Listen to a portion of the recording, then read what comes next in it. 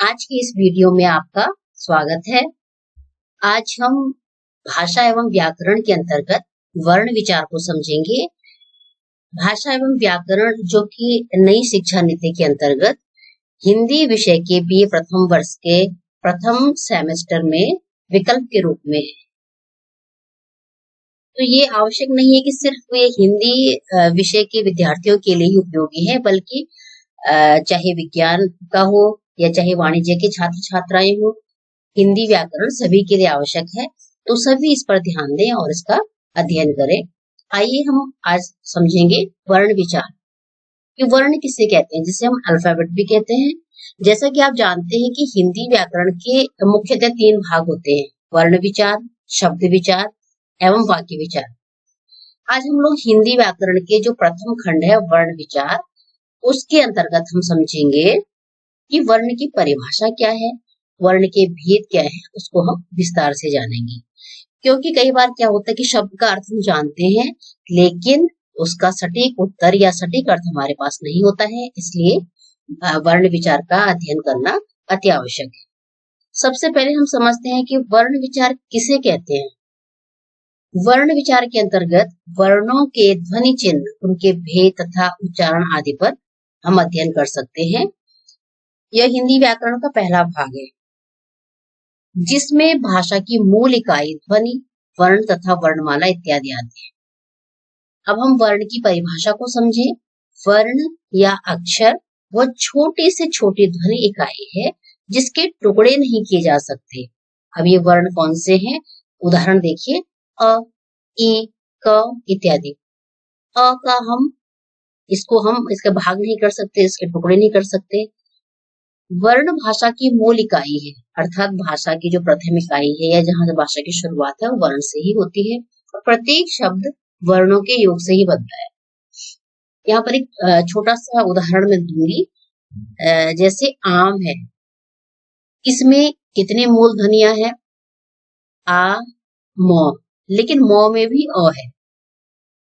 तो इस तरह से हमने आम शब्द का खंडन किया, टुकड़े किए और उसको इस तरह बांटा गया। लेकिन अगर सिर्फ वर्ण होगा तो उसको हम टुकड़े उसके नहीं कर सकते, क्योंकि वर्ण मूल ध्वनि है और मूल ध्वनियों का खंडन नहीं किया जा सकता।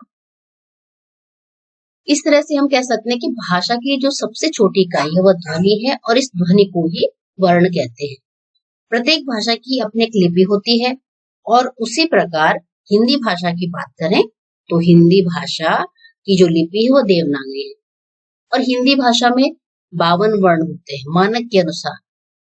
वर्णमाला, वर्णों के व्यवस्थित समूह को वर्णमाला कहते हैं। यदि हम हिंदी भाषा की बात करें तो हिंदी में उच्चारण के आधार पर 45 वर्ण है, लेखन के आधार पर 52 वर्ण है। तो इस तरह से वर्णों का विभाजन किया गया। वर्ण के भेद को हम समझेंगे। उच्चारण और प्रयोग के आधार पर हिंदी वर्णमाला में वर्ण के 2 भेद होते हैं, जिन्हें हम स्वर और व्यंजन कहते हैं। और यहाँ पर हम स्वर और व्यंजन की परिभाषा को समझेंगे कि स्वर किसे कहते हैं और व्यंजन किसे कहते हैं। जिन वर्णों का उच्चारण किसी दूसरे वर्ण की सहायता के बिना होता है वे स्वर कहलाते हैं। जैसे अ, ई, उ। जब हम अ कह रहे हैं तो इसमें किसी दूसरे वर्ण का कोई सपोर्ट नहीं है, कोई सहायता नहीं, अर्थात ये अपने आप में ही मूल है, तो वो वर्ण कहलाएगा। अ, ई, उ इत्यादि वर्ण कहलाएंगे। जिन वर्णों का उच्चारण किसी दूसरे की सहायता के बिना होता है वे स्वर कहलाते हैं। अब स्वर भी कितने प्रकार के हैं? स्वर के भी भेद देखिए। स्वर 3 प्रकार के होते हैं: ह्रस्व, दीर्घ और प्लुत स्वर। अभी ह्रस्व स्वर क्या हुआ? जिससे स्वर के उच्चारण में एक मात्रा का समय लगता है उसे ह्रस्व स्वर कहते हैं। अर्थात एक मात्रा का समय, अर्थात बहुत कम समय लगता है, उसे हम ह्रस्व स्वर कहते हैं। जैसे अ, ई, उ इत्यादि। दीर्घ स्वर, जिन स्वर के उच्चारण में 2 मात्राओं का समय लगता है, अर्थात ह्रस्व स्वर से दोगुना समय लगता है, वे दीर्घ स्वर कहलाते हैं। जैसे आ, ई, उ। अब आपने देखा होगा अ में कम समय लग रहा है, आ उसमें दुगना समय लग रहा है, तो दीर्घ स्वर कहलाते हैं। प्लुत स्वर, जिन स्वर के उच्चारण में 3 या उससे अधिक मात्राओं का समय लगता है, अर्थात प्लुत स्वर वे स्वर हैं जिसमें ह्रस्व और दीर्घ से भी अधिक समय लगता है, वे प्लुत स्वर कहलाते हैं। जैसे यदि हमने राम शब्द बोलना है तो राम शब्द को हम जब लंबा खींचते हैं तो उसमें जो समय लगता है वो प्लुत स्वर कहलाता है। इसी के अंतर्गत आगे हम पढ़ेंगे व्यंजन, क्योंकि हम वर्ण विचार को पढ़ रहे हैं तो स्वर और व्यंजन को हमें समझना है। व्यंजन जिन वर्णों का उच्चारण स्वर की सहायता से किया जाता है वे व्यंजन कहलाते हैं, जैसे क, च, ट, त इत्यादि। और हिंदी में जो व्यंजन है वो किस तरह से विभाजित किया गया है। व्यंजन वर्णों को 3 भागों में विभाजित किया गया है, स्पर्श व्यंजन, अंतस्थ व्यंजन और ऊष्म व्यंजन। अब ये चार्ट आप देख सकते हैं, इसके अंतर्गत आप समझिए कि क से लेके ह तक किस तरह से बताया गया है कि क से ग तक कवर्ग, च से य तक चवर्ग, इनको कवर्ग भी कहते हैं। कई बार प्रश्न आ जाता है कवर्ग के वर्ण लिखिए या कवर्ग के व्यंजन लिखिए, तो उसके अंतर्गत ही आएगा। तो इस तरह से जब हम ये वर्णमाला याद करते हैं तो इन्हें भी हमें याद करना होता है। कवर्ग, चवर्ग, टवर्ग, टवर्ग के अंतर्गत क्या आते हैं, तवर्ग के अंतर्गत क्या आते हैं, इस तरह से। तो क से लेकर म तक ये स्पर्श व्यंजन कहलाते हैं। य, र, ल, व अंतस्थ व्यंजन कहलाते हैं। श, स, स, ह ऊष्म व्यंजन कहलाते हैं।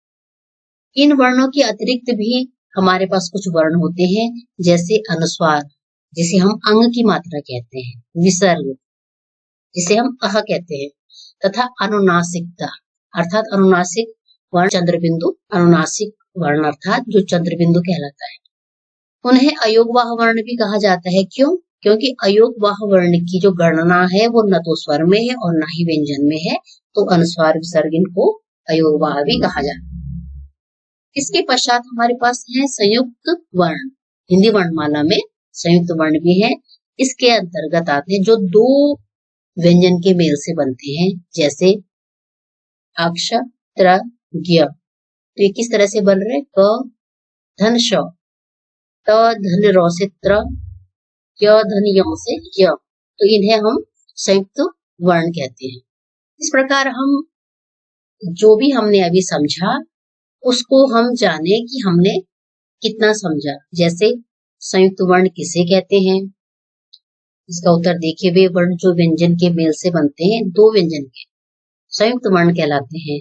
स्वर कितने होते हैं, वर्ण कितने प्रकार के होते हैं। तो इस तरह से हमने आज समझा कि वर्ण किसे कहते हैं, स्वर किसे कहते हैं, व्यंजन किसे कहते हैं, तथा परिभाषा के साथ साथ उनके भेदों को भी जाना।